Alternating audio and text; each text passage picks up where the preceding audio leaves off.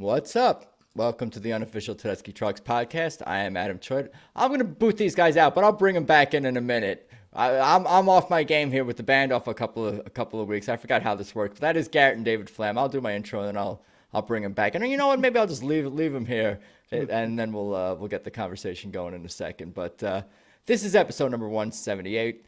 To follow the show, it's at Tedeschi Trucks Podcast on Instagram. Please subscribe on YouTube. I definitely appreciate that.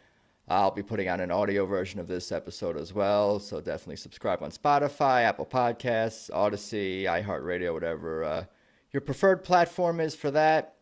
Patreon.com/TTB Podcast. Definitely check that out. I appreciate the support. Thank you, Kathleen, Stacy, Troy, Daniel, Mariah, Marion, for being supporters. That means a lot.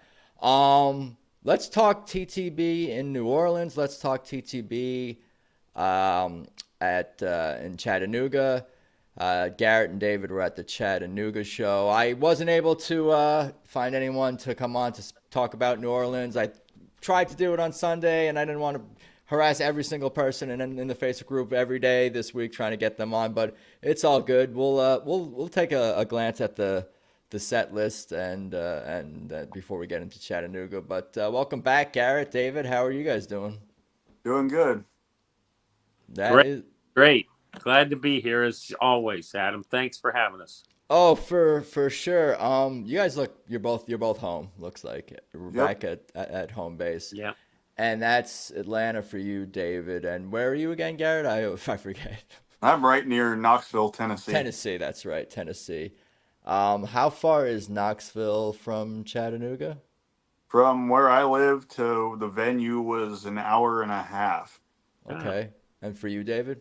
Yeah, for me, it's a little over an hour and a half from where I live just north of Atlanta. So about the same distance as Garrett traveled. Coming from a different direction. Right? Yeah. I need to pull up the maps too. I've shared maps. I shared the map that one time when Derek, what did he run? Close up, of when, I think it was a Tennessee show. Where did he go when he played with, was it the night he played with Billy Strings or something like that? When he carried his guitar across the street? Yeah. Or whatever? Yeah. He went from the Ryman to, what's the big venue there, Garrett? I'm trying to remember myself. My mind just blanked. Yeah. The big hockey arena across the street. Yeah. It slipped my mind too. But yeah, I pulled up the map and mapped out Derek's journey there. So you guys were able to take a look at I'll pull up the New Orleans set list, and we had George Porter as a guest at that show, which is super, super cool. Let's do that. Might as well take a quick look at that. Yeah, well, I spoke with, texted with Chap Munger, who had some nice. Right, I messaged with him as well. Yeah, had some nice videos and stuff, and he said he actually felt like the vibe in the room was better the first night. I told him I loved the set list from the second night, looked incredible to me, but he had some videos from both nights that were awesome. In some ways, it all comes down to almost like personal preference, favorite songs, who's maybe your favorite person in the band. If they got a little more shine one night, that might be your favorite night of the two. But Stand Back, Do I Look Worried, Mojo Working, Smoke Ring Halo, Crying Over You, Here My Dear, Playing With My Emotions, 44 Blues, and Isaac Kebby Jam, and then Shame to close out set one, Just a Strange Soul Sweet Song, DMSR.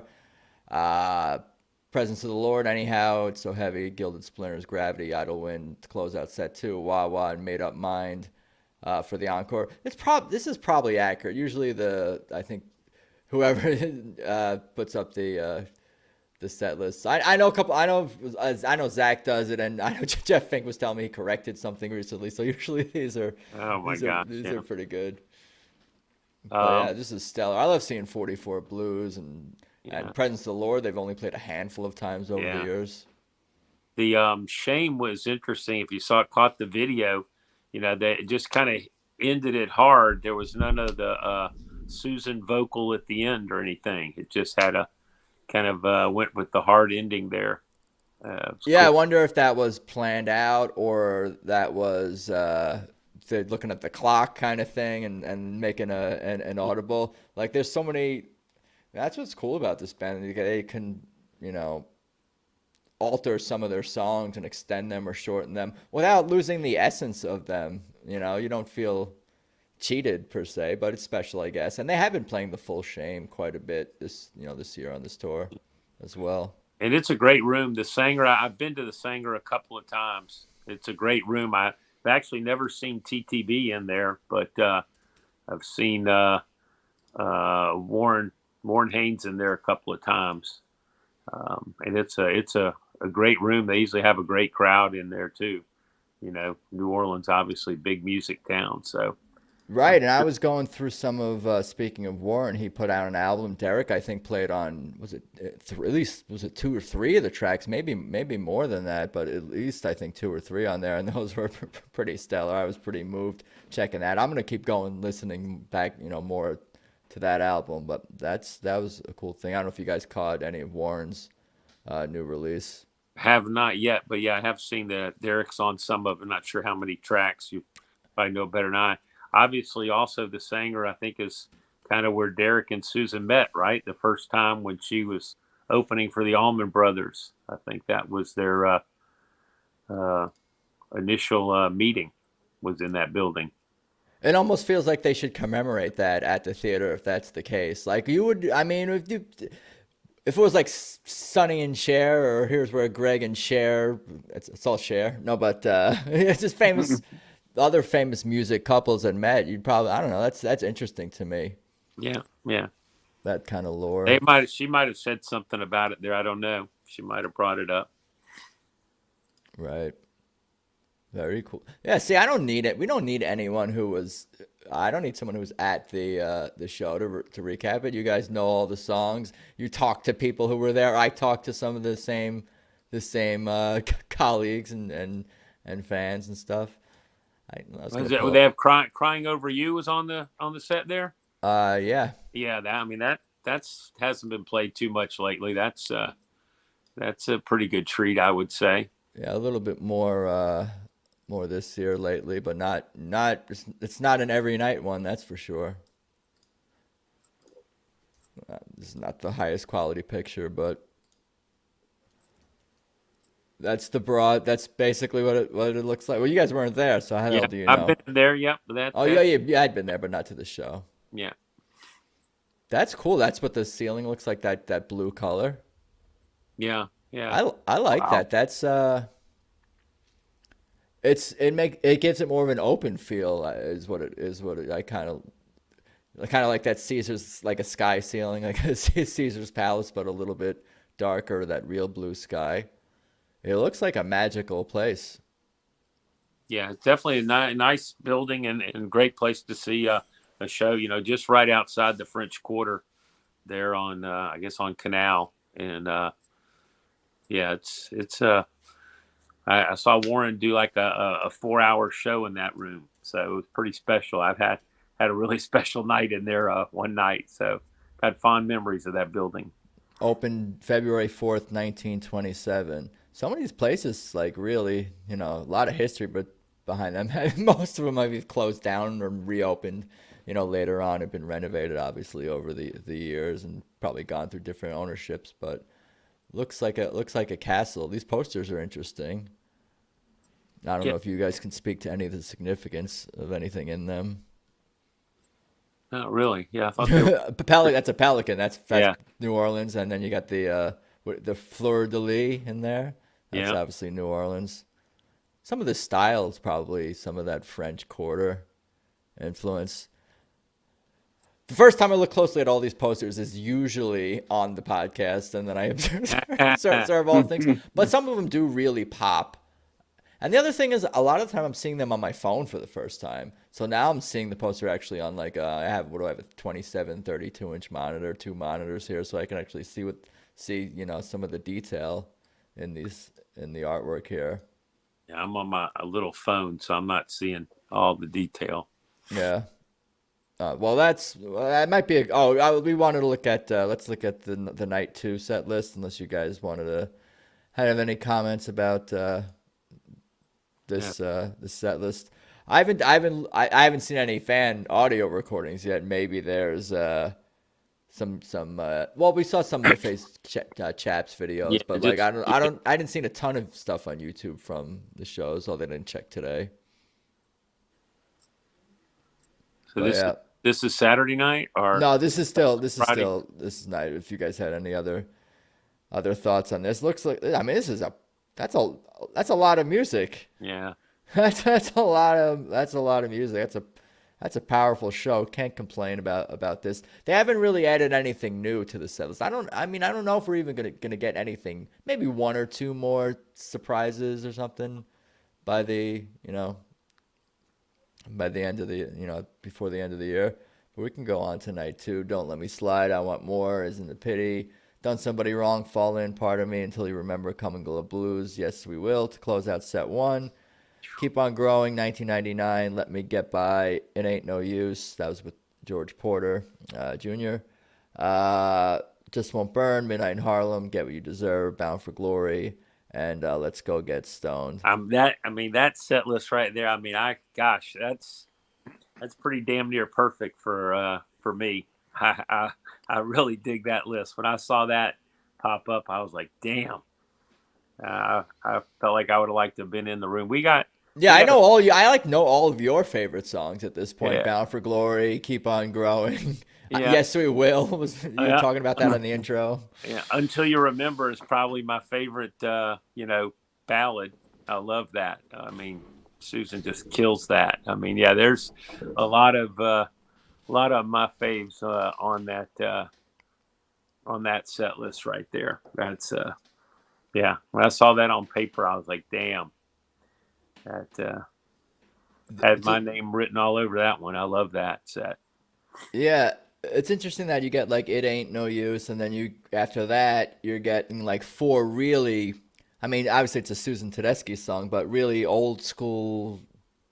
You got a Derek Trucks band with the Get What You Deserve. You got a Susan song, and in between those songs you get Revelator, classic TTB. So it's almost like when they have a guest or they play a cover, immediately they remind you who they are, their roots, what's quintessential TTB, quintessential classic Derek, classic Susan stuff. Like there's always that balance in the set list that reminds you about some other aspect of the band that basically. It's kind of interesting. After the show Monday night in Chattanooga, Ann and I had a minute to chat with Brandon. And Garrett, I'm sure you heard it right where we were. I mean, sounded like he was up a little bit in the mix. The bass was really, I mean, it was so nice Monday night in Chattanooga, and made comment to Brandon. And he said, George turned it up a little bit when he came on. He says, if George can play at that notch, that's where I'm sitting. So, but he gave a nod to George Porter for kind of cranking him up a little bit. I thought that was pretty funny. But Brandon just sounded amazing on Monday night. And that recording, I got to see the video of George Porter, and that was awesome. That sounded great. Yeah, David, I was on the private chat tab before, but David Boyce said Susan said that they first met there at the beginning of the show. Also said they wanted everybody to dance the whole show. Saturday night, I was there. They were super, says David Boyce. Hit me up on Facebook, Twitter, Instagram, whatever, if you want to pop on and talk about it. You're more than welcome. Yeah, the 1999. I'm curious how the crowd reacted to that, because people have been just saying like the crowds have been like loving that, and I think it transcends even beyond just like recognizing, oh, this is a cool Prince cover. It's just such a whole vibe, that song. Mike just brings such a unique thing, and just like all TTB songs, they sort of just build and just grab you and hold you and take you to fun musical places. Yeah, I had 3 songs kind of on my hit list for Monday night, and one of them was 1999. We did not get that. I have not seen that. Haven't been in the room to, seen videos and recordings, but I haven't seen that live. So we did not get that Monday night, but two others that one was a first for me, and one other that I was just kind of itching to hear. We'll talk about that maybe when we Yeah. pop over to Chattanooga. But I mean, this set list, and David Boyce saying there, lucky man to be in the room that night, I would say. So Yeah, Yeah. I agree with you, David. If I had the choice, I think night two would have been the set list I would have enjoyed more. I mean, any TTB show is amazing, but between the two, I'm just thinking about this set list and what the room must have sounded like. I'm like, man, that would have been the night to be at for me. I mean, I got Fall in there. Don't let me. I mean, geez, it's just.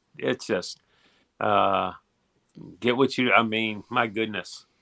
I'm going night one. I would pick night one just because it's more songs. Really? Let me sleep on it. I'll sleep on this very important hypothetical question. I But I at would first love it if glance, someone had a recording of that night right there. That would be on repeat for me, I would say. Oh yeah. Yeah, I've watched video of 1999 several times of them doing it, and I'm like you, David. I'm like, man, I would love to be in the room just once to hear them cover that with me in the same room. That'd be pretty awesome because they not only cover it, but they've reworked it into like kind of more of an original version of 1999 to me, and the way they do it is just so unique, and Mike's voice and just everything about it. I'm like, if I could get that one time when I'm in the room, that would be awesome. That'd be bucket list for sure for me. yeah, Yeah. it's very bluesy. They just made it into a very bluesy, but there's also like this atmospheric kind of quality to it, if that makes any sense. And I don't know, a lot of that credit I think goes to Mike.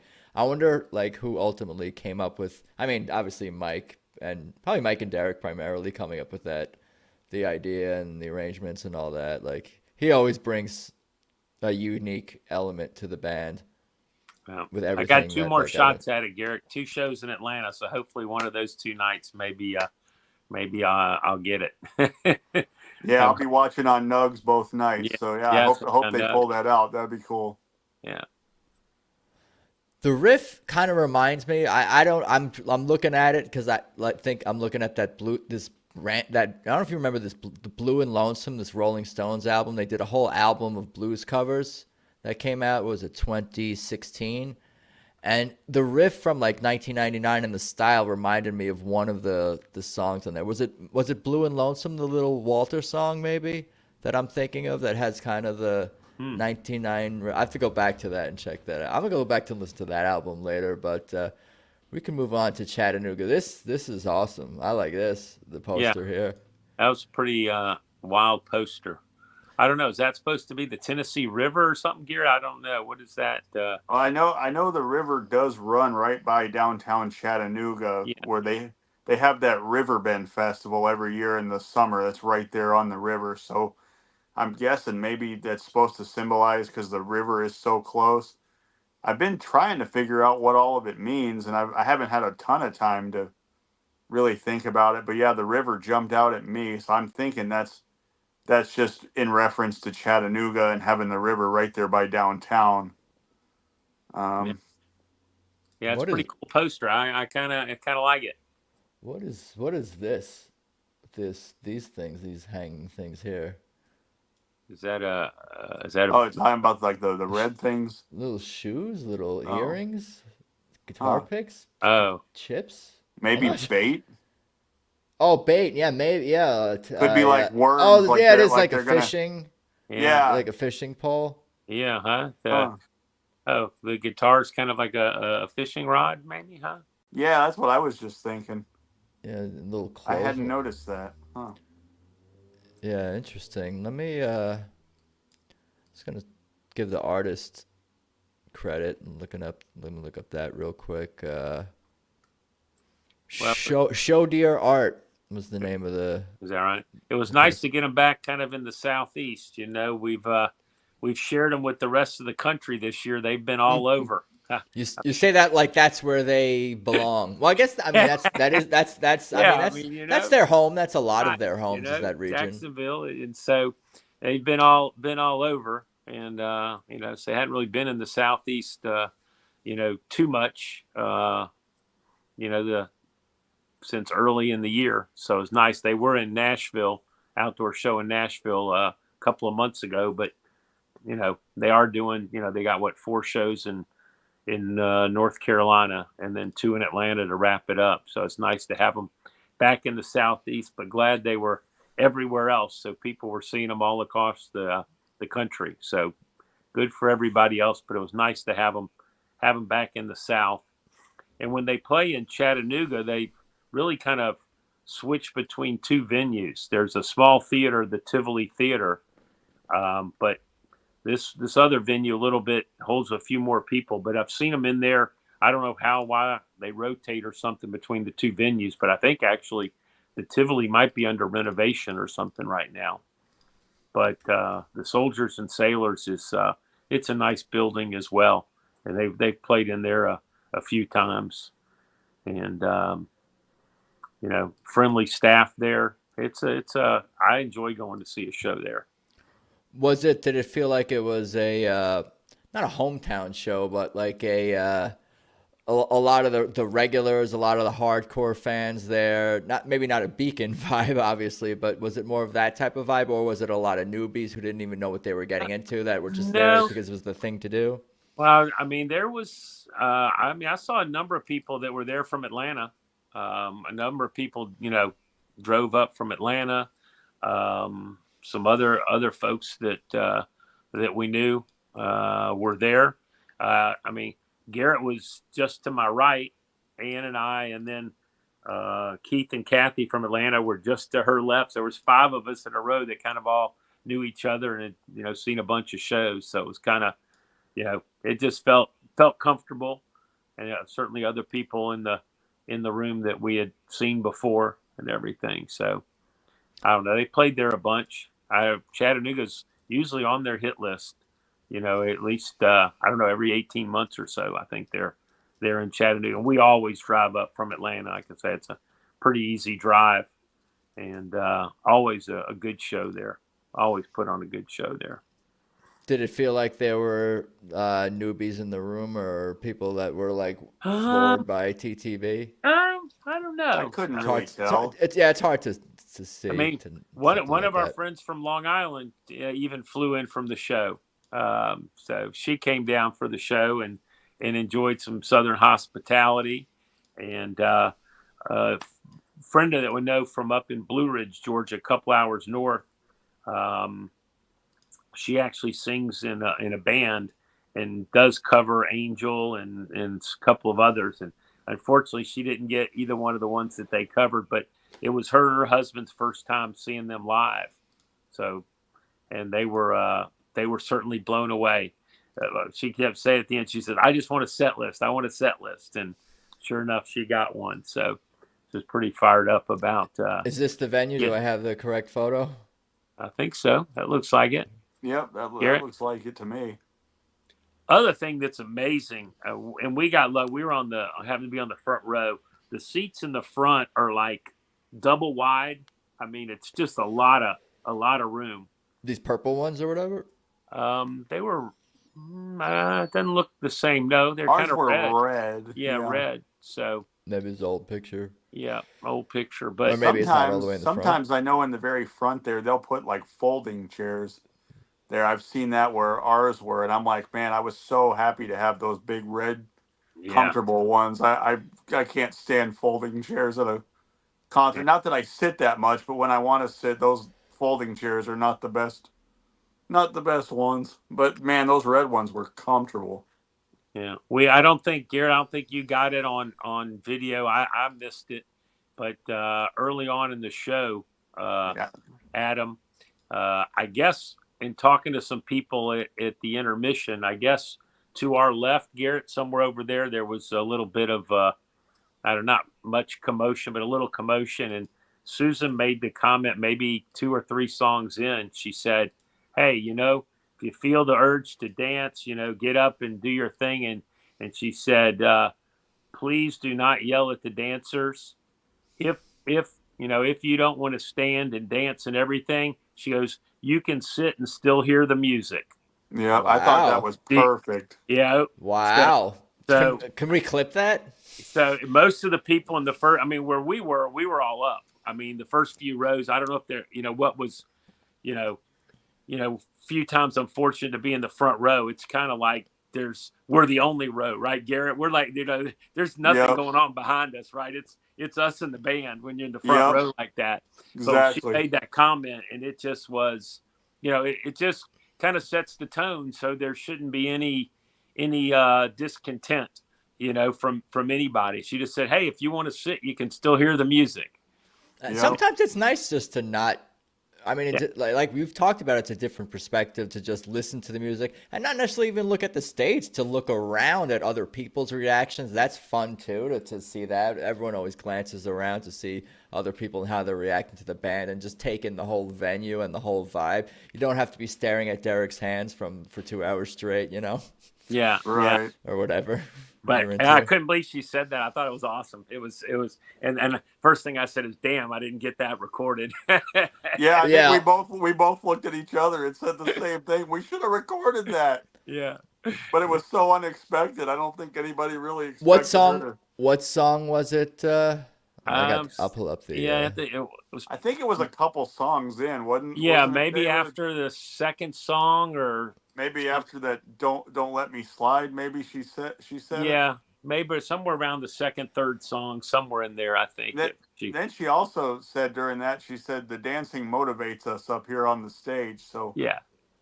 Yeah. you could tell because they were vibing with us the whole night, not just you and me, but everybody standing up. They were feeling it, feeling the vibe.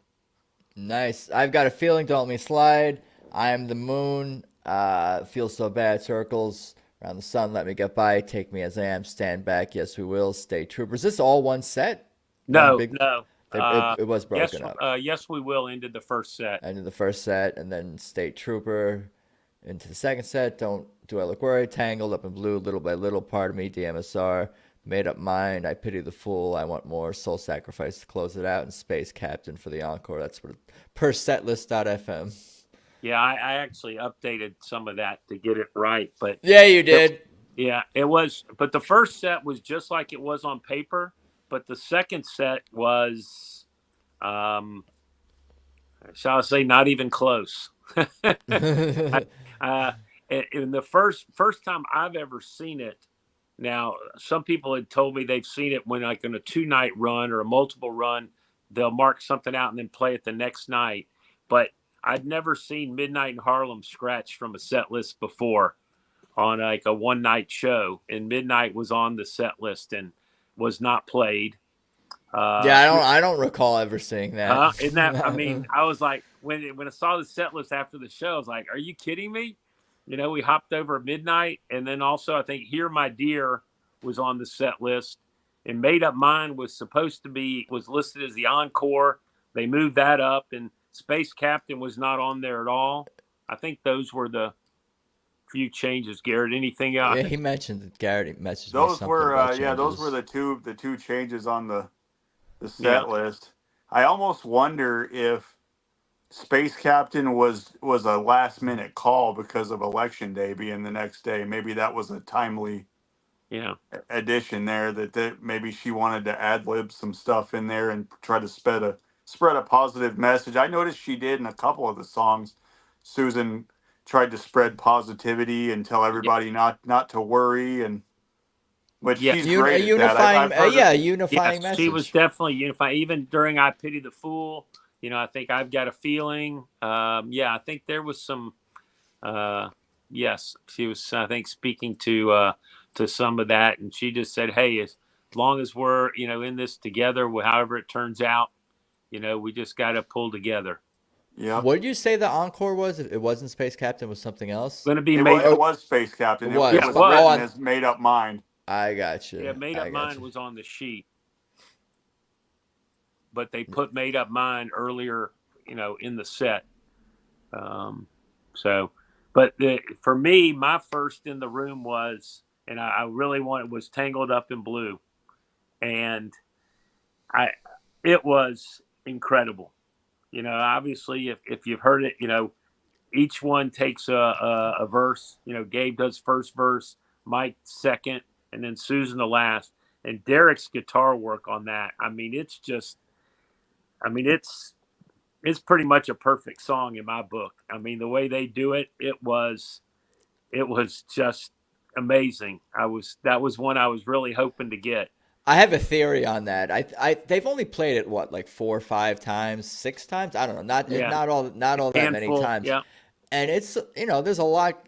I mean, the chords of the song are kind of repeating, obviously the verses, but there's a lot going on there in terms of switching up the vocalists, and there's a lot of words. It is kind of a long song, a lot of words probably to remember, and also, so I think with each passing time they play the song, it grows on them. They grow on the song, and they find how they want to phrase each line, each vocal, and I think they get more and more comfortable.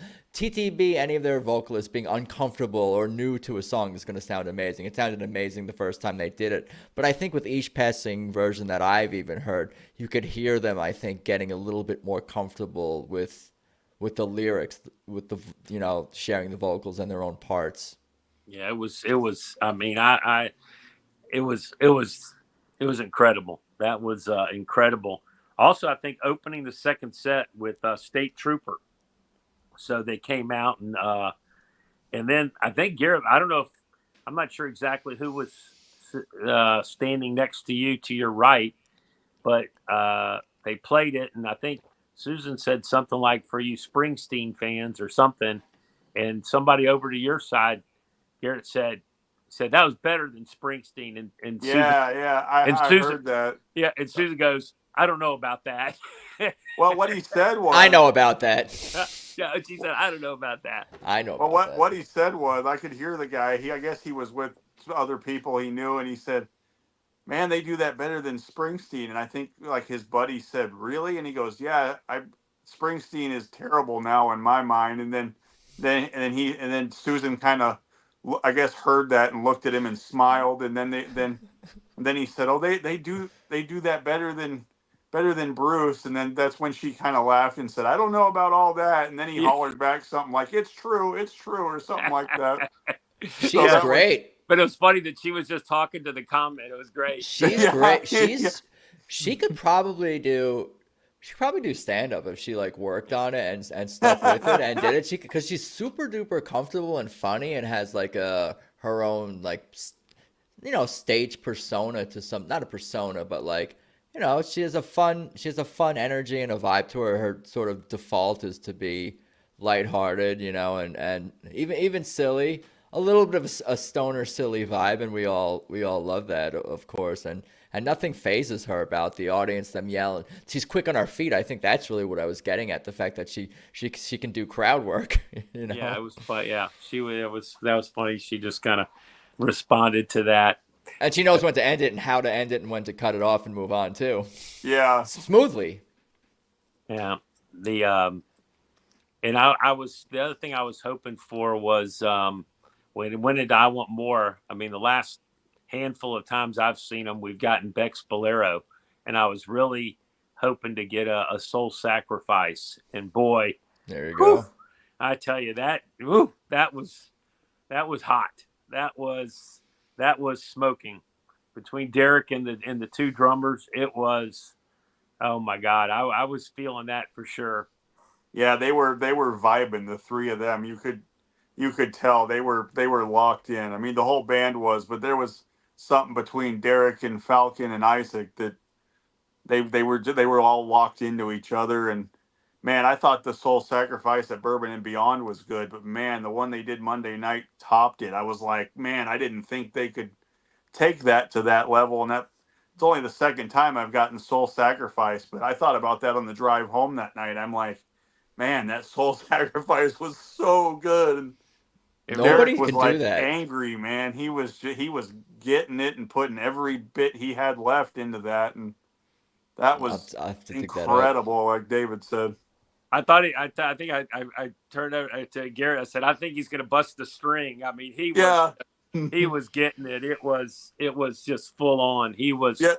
Oh yeah, it ended, and you looked at me and you're like, I was waiting on a string to pop, and I said I was too. Yeah, it was just like, oh my God, it was it was really fire. I mean, Who can do that? What band out there can like take that song, even specifically that song, Soul Sacrifice, and do its legacy and do Santana justice, but beyond that, just like take it to a whole nother level. Not even just like technically, but just like in terms of the sonic power of it, how much it emotionally moves us, how like even to a deeper, bigger spiritual level, even like I feel like the room was probably shaking during that or something like that. I oh, love that Oh, song. oh, the oh crowd, yeah, the me crowd too. was definitely reacting to that. I mean, I The think there were drums, of people in course. the room that didn't expect that at all.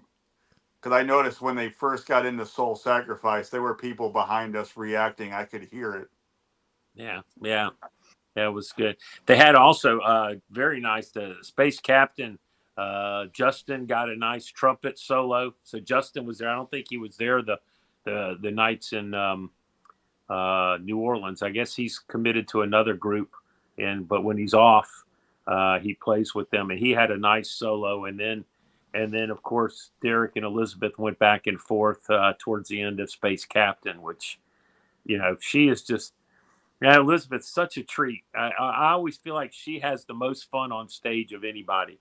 If she's not playing, she's dancing and smiling and just always having a good time. I love She's just she's looking over at her. reacting to the rest of the band is what Yeah, she's a fan as much as we are yeah, when she's not directly involved. She's watching it like we are and having a blast. I think they all are, and I think they all do, and I think they all react in different ways and have their own stage personalities and even personas or whatever. But yeah, no, I think that's cool. It makes for a good balance. I think about it how like Susan, Elizabeth, even Kebby, and even Alicia a little bit, or tend to be more demonstrative on stage and more just physically active on stage. And then you have, more of the stoic on the stoic end. You have Derek and Brandon and others who are more that way, and some of the in betweens. yeah. Somewhere it's a Even good Derek's balance. expressions are getting better. I mean, when I first started seeing him, I'd remember his face would just stay just stoic the whole time. But man, it's just I've the last few times I've seen him, I've noticed his expressions change more often now, and I love that because he'll react to something Susan did, or he'll look at somebody in the band and kind of give them a nod of approval, or because they did something that he found that he thought was awesome. But I love the interactions. I love his facial expressions are getting better, man. Some of them crack me up. Yeah, I'm sure it's just comfort with like this lineup has been together for a while. He's been with his wife Susan Tedeschi for a long time now, and this band, I mean, I was just doing the math in my head, has been together as long as Derek was pretty much with the Allman Brothers, like Oh what wow. is it, 99 to 2014 Allman Brothers, 2010 to 2024, 14 years TTB. So like he's probably comfortable. He Oh, can I'd crack say a smile. so. But He, everyone has who, especially like who go back even further with Derek Trucks Band and Derek and the than I do. Like that comment I do see talked about quite a bit. Like over the years and coming up, how he just is just more reactive, not reactive, but more expressive on stage. You know, And and less visibly stoic, I guess is how you describe it. right. I did a couple of videos, and I'll put them up on my YouTube. But I thought really was moving was "Take Me as I Am" and Susan and I Mark. watched your Facebook Oh video my of that. God, it was awesome. Mark on that, and of course on Made Up Mind.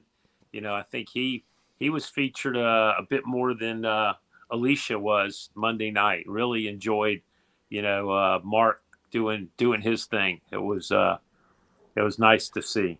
That was great. Yeah. I want a fire and rain from Mark. Bring back fire and rain, Mark. That's what I'm hoping for. It's funny. The first like two videos that or that I clicked on your Facebook, David, were was it I'm the Moon and Take Me as I Am, the songs in this set list that are most likely to make me cry just looking at it. I'm like, let's just go. We're going right for it. Let's just get all into our emotions right here with the Take Me as I Am and an I Am the Moon. But I'm hoping to see a catch at some point. Meet Me in the Morning. I like what they're doing with that, with the sort of acoustic dobro or whatever, Well, vibe. I don't think we'll get it, but last year in Atlanta, and I think it's the only time they've played it, is That's What Love Will Make You Do. And they did that as an encore at the Fox, and Mark is up, lead singing on that, and great background from Alicia and Mike. I don't know. I'm not sure if there's just a video of that song, but that show was fully recorded by a fella, and another guy took the audio and the video and they molded it together, and that whole show is on YouTube. And That's What Love Will Make You Do. I think it's the only time I know of them playing it. Unbelievable. And I don't know why they haven't brought it out again. It really featured Mark. But the other reason and that's in the encore, they do a 3-song encore that night. The other reason to watch that video, and you can go to the end, it's 2.5 hours, is we're talking about Susan and her talking on stage. If you haven't seen it, everybody, funniest thing I've ever seen on the stage with TTB, before the last song, Derek is like saying something to Susan, and she's like, "You talk to the people, honey.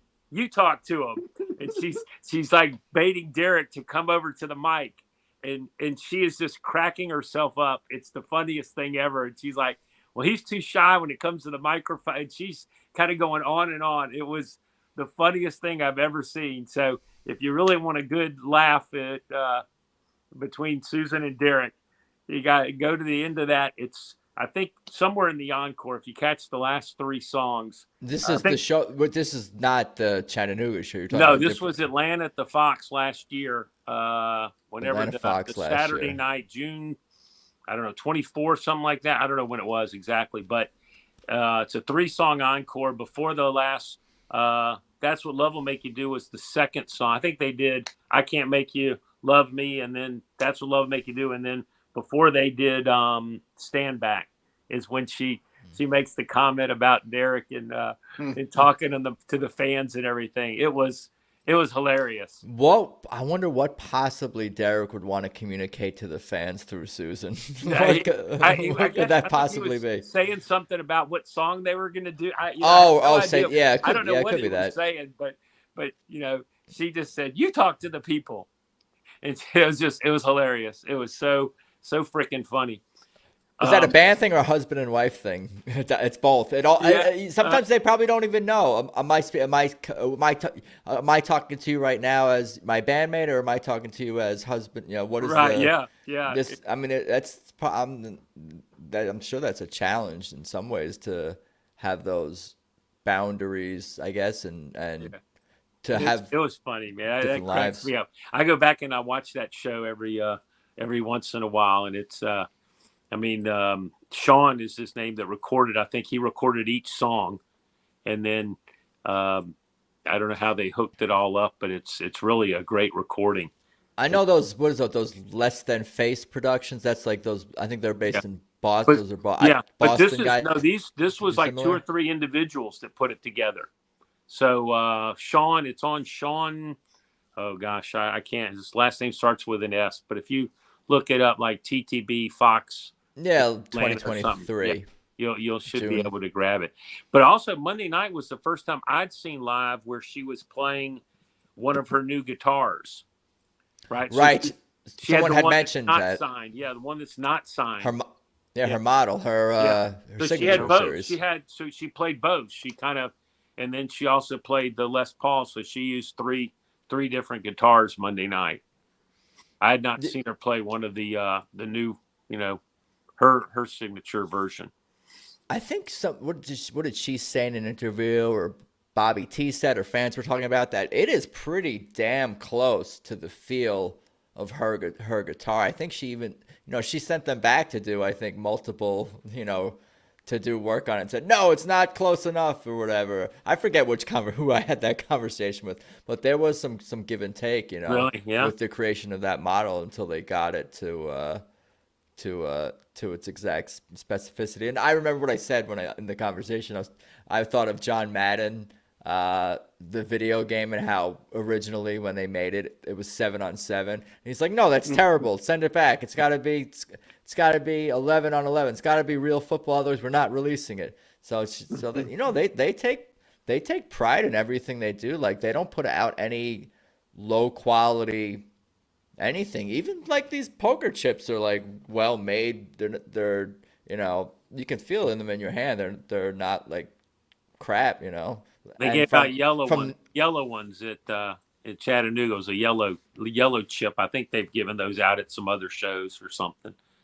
I heard that whiskey is quite good too. The ass pocket whiskey. We covered that ground already though. Yeah, I have not sipped that yet. I'm hoping to do that sometime soon. But I did partake in the Chattanooga whiskey.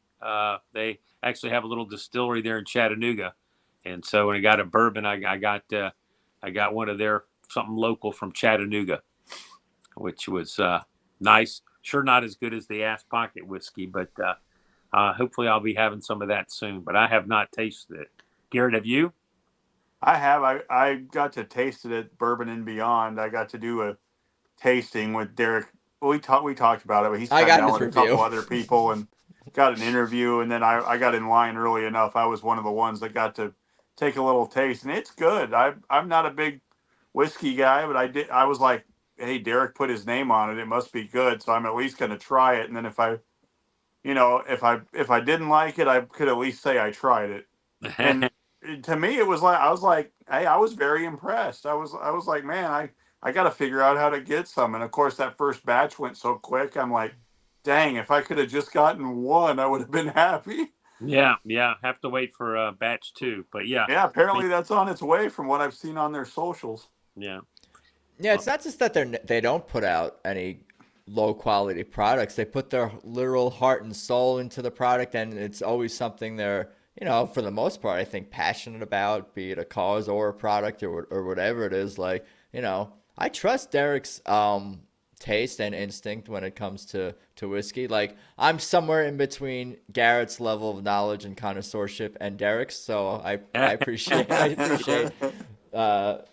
Derek's insights. Yeah, I would say he probably knows his bourbon pretty well there, Derek. So yes, if he's got his name on there, it's definitely something I want to try. Yeah, but there's some people out there that will just throw their name on a product, not know anything about it, not even know it exists, and it may not be of top quality, but like that's not something we have to be concerned with this band. What else should we talk about related to this show? Anything else you guys want to mention, cover? We were talking about, I think, before we started recording, just like getting excited, or maybe we were already recording. Who the hell remembers? But about obviously those Fox shows coming up. You're going to those Fox? You're going to both of them. Was it 2 shows, David? It is. Yeah. The final 2 of the year, right? Yeah, Friday. It's Friday and Saturday. I guess a week from Friday and Saturday. Yeah, last 2 shows of the tour. I don't think they've ever ended in Atlanta before, and so yeah, pretty excited about 5. You've been in there, Adam. Garrett, are you coming down for either one? I can't do it this time. It's definitely next year. I'm going to plan to be down there for the Fox run. I would love to be down there, not only to see the band, but that's just such a historic venue with so many legendary bands that played there. I definitely want to set foot in there and see a show. Yeah. I've told the story before, I'm sure, on one of the shows, but the Rolling Stones played in there in '78, and the tickets they sold said the Cockroaches. They played under the name the Cockroaches because they knew it was only going to, only holds 5,000 people and stuff was going to go. I don't know why they were doing something crazy, but they sold tickets called the Cockroaches is what said on the ticket stub. So, but people somehow found out it was the Stones? Yeah, I know. I think people knew. I'll do a deep dive on it. I don't think you've told me that. They think they printed it as that. I actually saw them on that tour in Lakeland, Florida, and the ticket said the Great Southeast Stoned Out Wrestling Champions. I had a ticket, and that was the Stone. That was their Some Girls tour.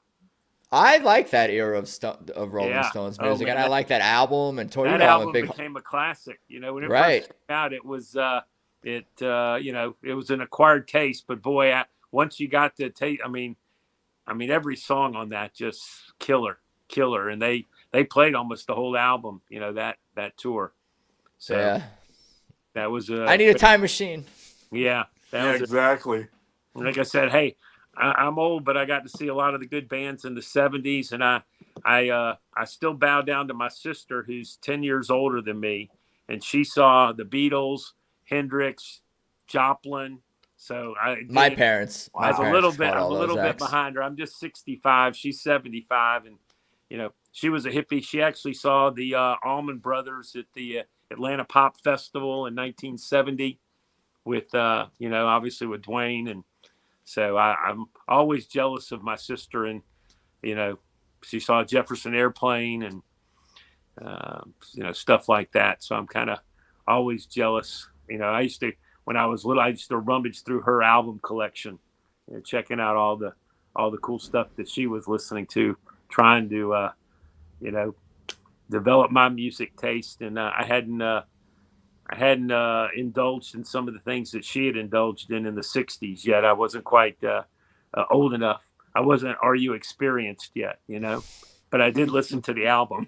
You only know when you know, and you find out when you find out, and you get into when you get into, and sometimes it's like, how come I wasn't into this earlier? How come I'm into this more now? Like, and that's what I'm finding with some of the jazz stuff, especially some of the psychedelic jazz stuff that I've been diving deeper into. Yeah, it's cool that those Atlanta shows are going to be live streaming. We were talking about on nugs.net, so I'm definitely excited to check those out and recap those for sure. And then the band goes on 6-month break until May. Is that it? Is they going to do anything before Sun, Sane, and Soul, or is that? It seems like everyone I talk to, I shouldn't say everyone. I've only probably single handful of people have mentioned this in passing in conversation. People don't believe the band that they're taking 6 months off. We don't really believe it that they're not going to do 0 gigs. I mean, I'm sure they're going to do some private gigs or some, what do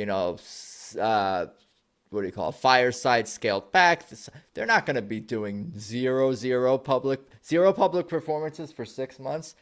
We don't believe it. They said they were cutting back that one, was it 2 years ago or last year or this year or whatever, cutting back on touring, and it was still relatively heavy. Would you guys not say? Whatever I don't remember what year was that. Last year, this year, the year before, whatever. But they've always been pretty heavy touring. But I'm guessing we'll maybe they'll be debuting some new music next May or something, huh? A new album or something, right?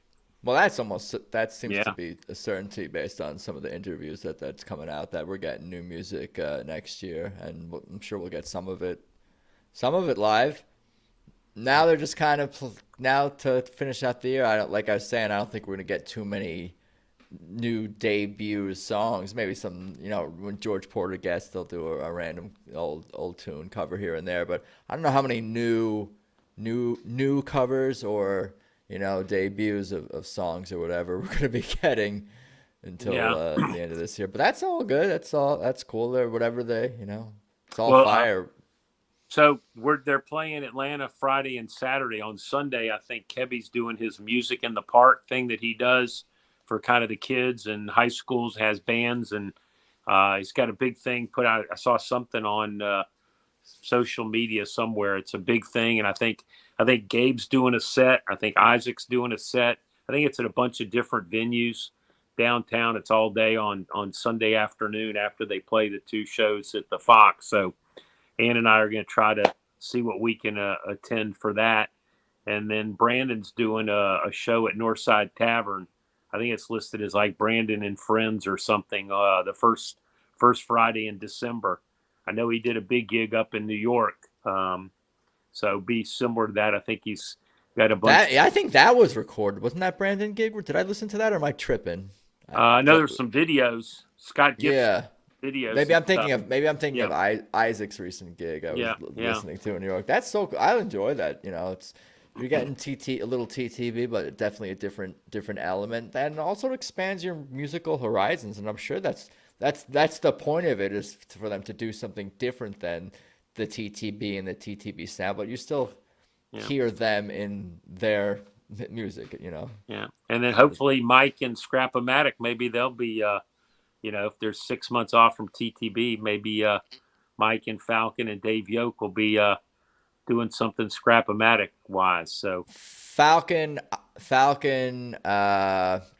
Brandon and Kebby are based in Atlanta of TTB. yeah, Those three. and Mike is just outside, and Mark lives in Atlanta now. Mark moved to Atlanta as well.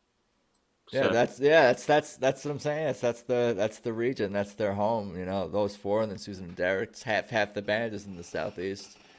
Good stuff. It's big swamp family. One big swamp family.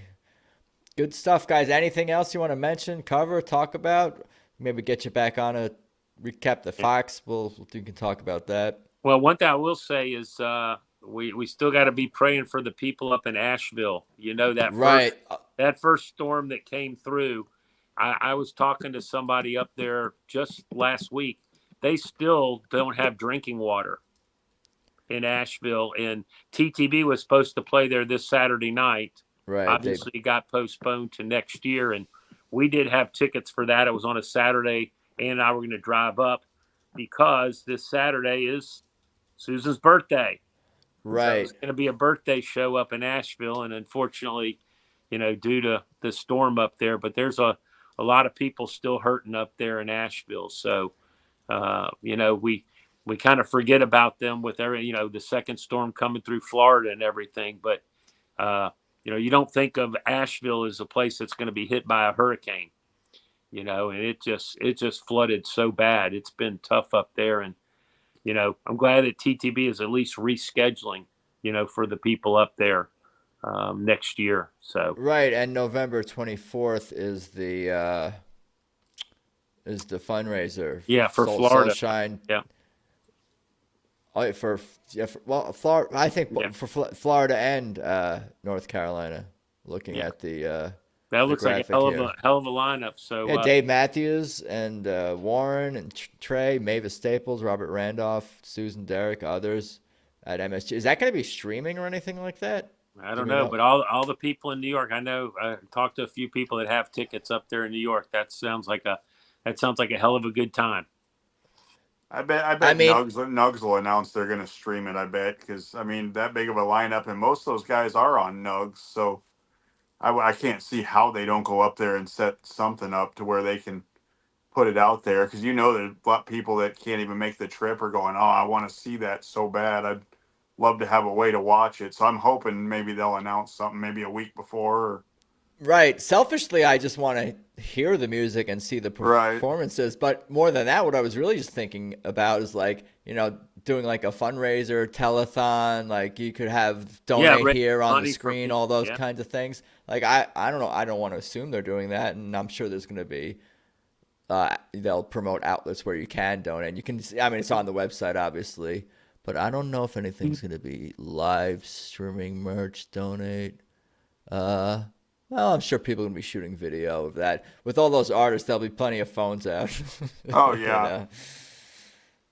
Yeah, one other thing I'll plug. And I know some people going as well. On YouTube, Sue Sanderson, who's a huge fan, longtime fan with Allman Brothers, everything.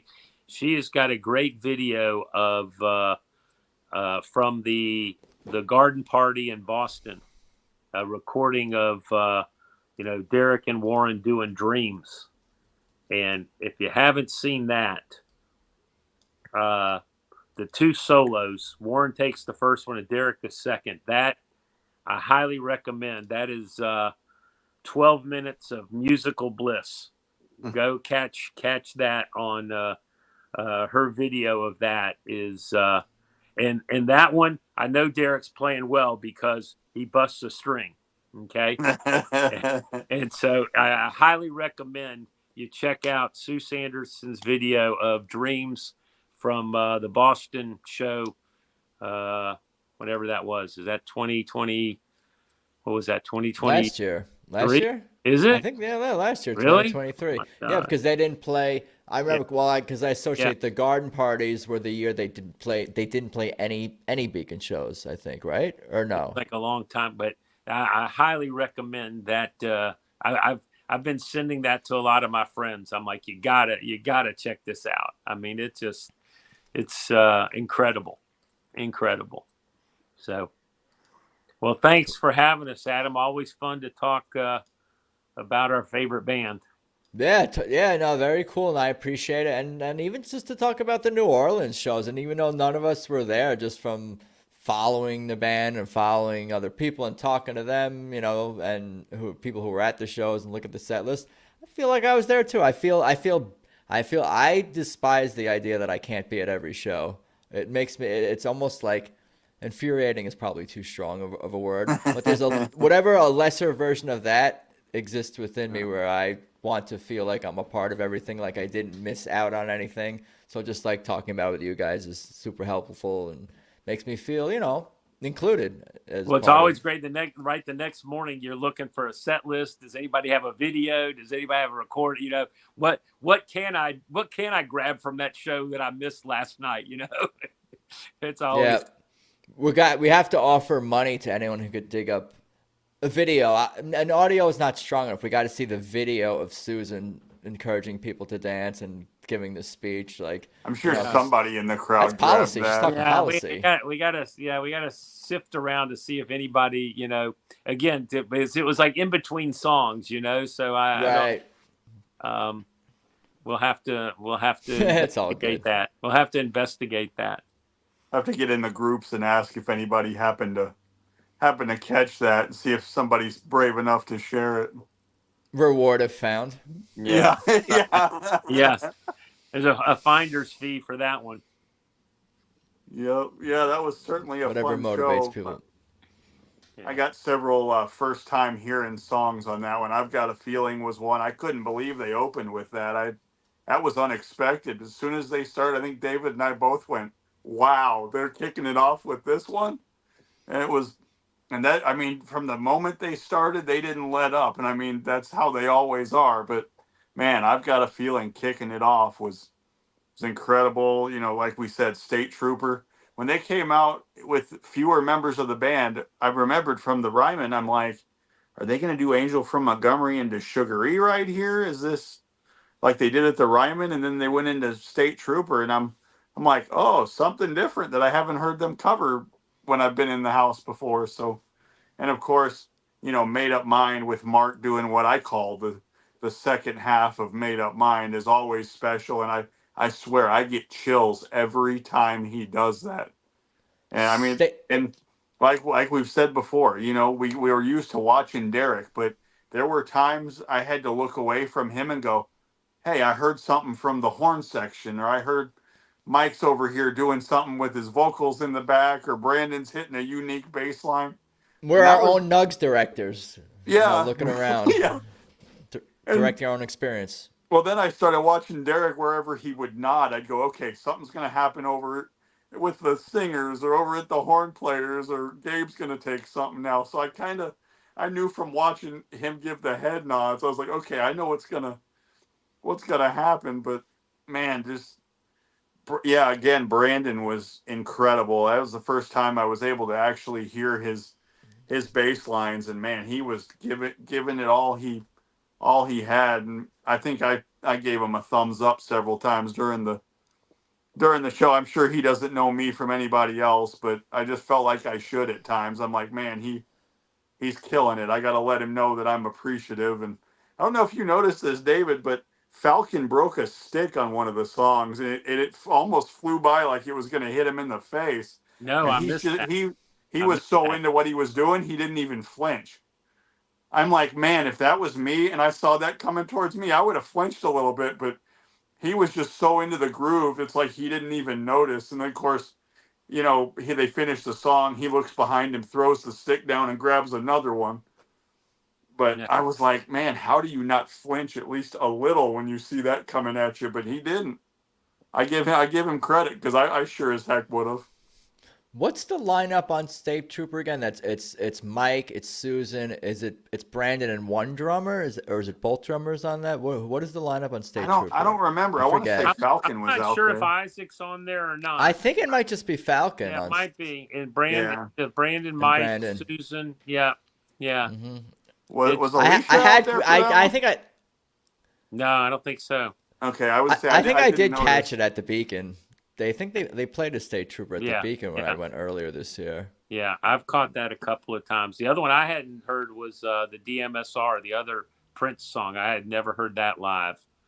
Yeah, That, that was unique. I'm a yeah, huge Prince guy myself, so to hear that was cool. I mean, I would have loved to have heard 1999 in that slot, but hey, it was still a Prince cover, and I still thought it was just as awesome.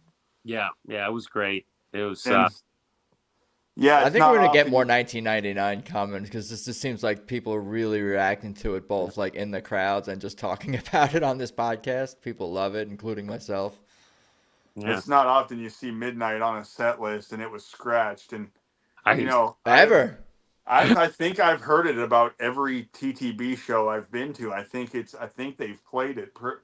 I've only done 18 shows, but I need to go back and look and see how many times it made an appearance. I'd like to know. And I'm not knocking the song when I say this, but it was kind of nice to have a show where they didn't pull it out because it was kind of more unique that way in my mind. No, And you. again, I'm not knocking it, but it was a kind of Right. a different perspective. Is kind of I think is what I'm trying to say. I'm guessing if the reason maybe you've seen it so many or heard Midnight and seen Midnight perform so many times is you're going to a lot of one-off shows where they're yeah, not playing 2 nights in a city, Yeah, so you're getting it, and as you know, I have no problem with whatever they want to play. So I'm not. There's never been a show where it's like, oh, they forgot to play Midnight in Harlem kind of thing. It's like I'm happy right. with whatever, but like, you know, And I I think could. in those early shows when they just had Revelator, they were playing it a lot because Oh yeah. they were doing a lot of songs off that album, and that was always one they did. And when they come through Knoxville, they only do one night, so I think they've played that in Knoxville every time I've seen them because I don't know if they read the vibe of the crowd in the different cities and they go, okay, we're going to Knoxville, we got to make sure we put Midnight in Harlem in the set list, or or maybe it is just the one-off shows. They have certain ones they want to work in because they know the crowd would appreciate it. Well, they check what they played last time and the previous time Yeah, also at the venue. It's that, it's what they're playing recently. It's so we're here 2 nights. It's there's a lot of factors that go in. What else is already in the set list? yeah. I So don't know. there's Do you want to be more upbeat? I don't. Yeah, I was kind of figuring why he would, why he would, because they dropped 2 songs and added one, from what was there. So it wasn't like it. I mean, it was a 7:30 show, and they were done, well before 11, with the 2 sets and everything. So I didn't really think it was a time crunch. One song, "Part of Me," everybody kind of dances and gets into "Part of Me," but for me, and I love it and I enjoy it. To me, that's the song they're playing more than anything. To me, that one comes up more than a any. lot Yeah, lately. and what I'd like to see is kind of like years ago, "Don't Know What It Means" was like Yes, always being played. But now I'm like, man, throw me back a "Don't Know What It Means." I'll trade that for a I'm "Part of there. Me" right now, I'm there. Huh? I'm there. I'm like, And trade that, and this is coming from you know? somebody who whenever part of me comes on when I'm listening to a show or an archive.org tape, I'm not skipping it. I'm playing it and No, I'm getting totally into it. you're feeling that part of me. But Of course, but I but get what you're it saying. played more than Midnight. I think at this point, it just played. They play that probably, I don't know, 8 out of 10 shows. I'm guessing.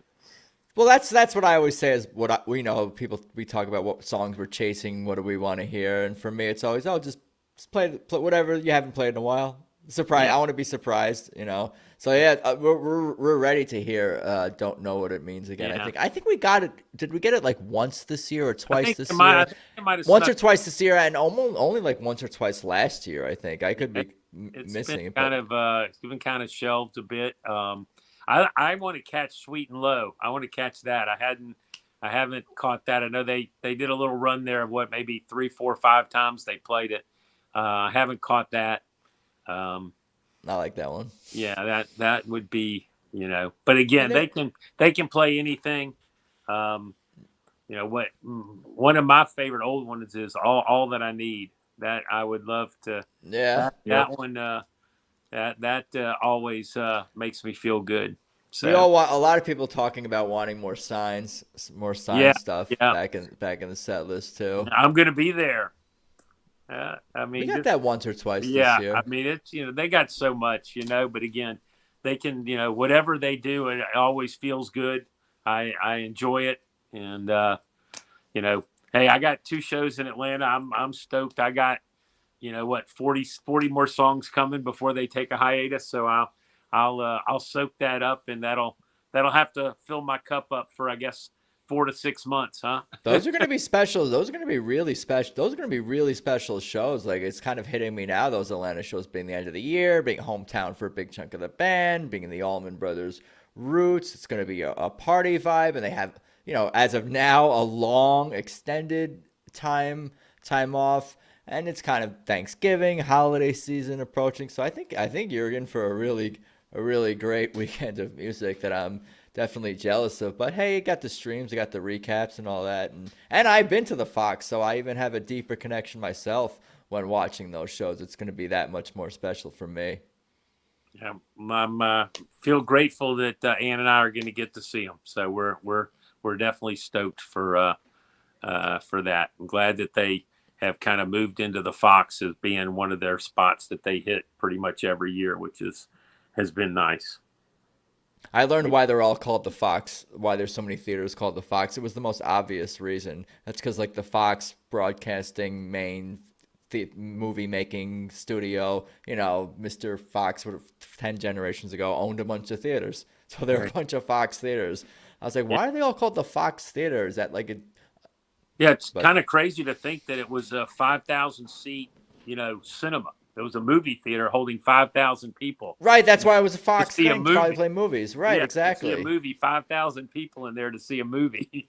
That's crazy. That used to be what drove. What was the big part of the entertainment culture in the Roaring '20s was movies, and then throughout up until the '50s, baseball, boxing, and horse racing were the big sports in the country. Movies was the popular culture. Now we all are on watching Netflix at home, and NFL and MMA are basically king, and some other sports, and baseball is still popular, and some of these other things are still popular, but times are changing. But it's cool that the Fox Theater still exists and has been repurposed. And the one in Atlanta, Adam, we're lucky that it does. There was a move to tear it down years ago, and there was a big Save the Fox, thing that went through Atlanta. We almost lost it. They almost tore it down. I think that was back in maybe the 90s or something. They were going to tear it down. And there was a big Save the Fox movement, and it obviously it stuck around. Thank goodness.